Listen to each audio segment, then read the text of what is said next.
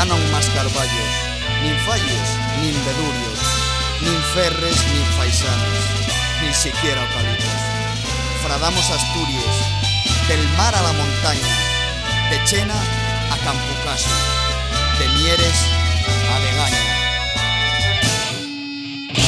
¿Pa qué va tanto verde? ¿Pa qué va tanta fauna? Si lo que más vos presta y el fumo y la burralla. Si así no conseguimos atropar subvenciones, potenciar el progreso a base de explotaciones.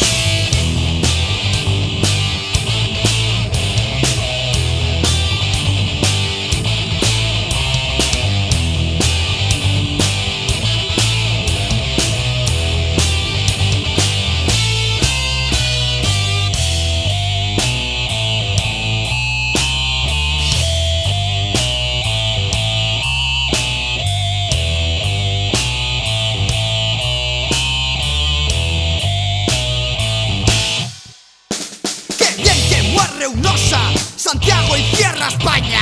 Qué bien que los mineros ya no armen batalla. Qué tranquilos quedamos sabiendo que en el norte son les de cielo abierto les únicas explosiones.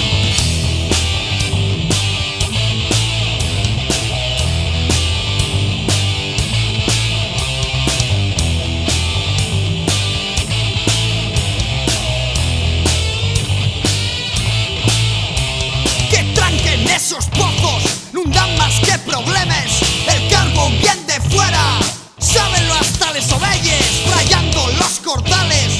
Tenemos subvención, expoliamos el medio y decimos ¡aló!